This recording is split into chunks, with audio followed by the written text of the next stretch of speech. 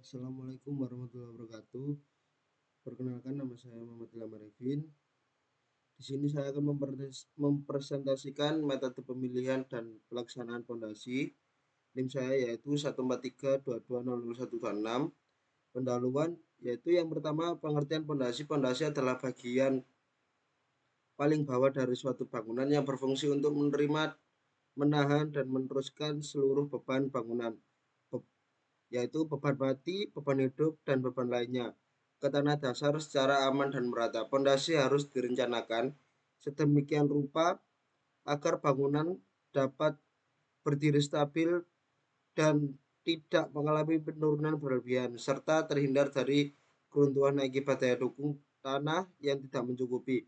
Secara umum, pondasi berperan sebagai penghubung antara struktur bangunan di atasnya dengan tanah, sehingga kekuatan dan keamanan bangunan sangat bergantung pada jenis, desain, dan pelaksanaan pondasi yang digunakan. Yang kedua yaitu klasifikasi pondasi. Yang pertama yaitu pondasi dangkal. Pondasi dangkal adalah pondasi yang meneruskan beban bangunan ke tanah dalam kedalaman relatif kecil, biasanya lebih dari kurang lebih 3 meter dari permukaan tanah. Pondasi ini digunakan apabila tanah keras atau tanah dengan daya dukung cukup berada dekat permukaan. Jenis pondasi dangkal yaitu pondasi tapak, jalur, setempat, dan rakit.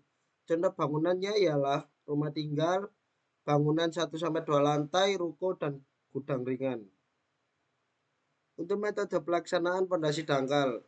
Metode pelaksanaan yang pertama yaitu pekerjaan persiapan, meliputi pembersihan lahan dan tanaman, sampah, dan material lain, serta pengukuran dan penentuan posisi pondasi sesuai gambar rencana.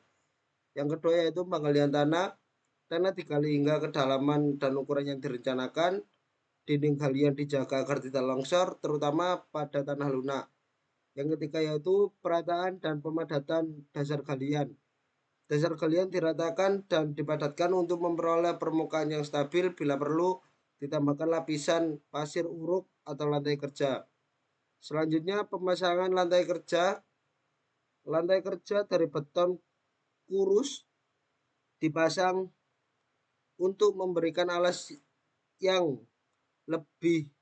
bersih dan rata bagi tulangan pondasi. Yang selanjutnya, pemasangan tulangan pondasi. Tulangan dipasang sesuai dengan gambar kerja termasuk jarak, diameter, dan bentuk tulangan. Pengecoran bentuk pondasi. Beton dicor ke dalam backing pondasi hingga mencapai elevasi yang direncanakan, kemudian dipadatkan agar tidak terjadi rongga. Selanjutnya itu perawatan beton dengan metode curing. Beton yang telah dicor dirawat dengan cara disiram atau ditutup agar pengerasan berlangsung sempurna. Dilanjutkan dengan penimbunan kembali. Setelah beton mencapai kekuatan yang cukup, tanah galian ditimbun kembali dan dipadatkan lapis demi lapis. Untuk metode pelaksanaan pondasi dalam yaitu metode pelaksanaan pondasi yang saya ambil adalah tiang pancang.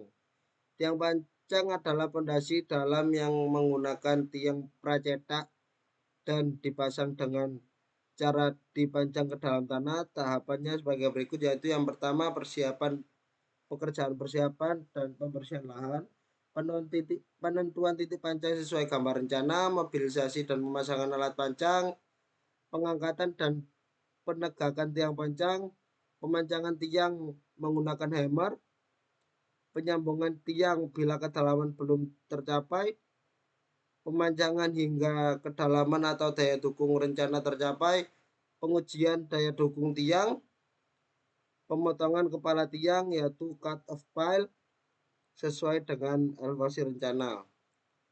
Yaitu yang kedua metode borpel.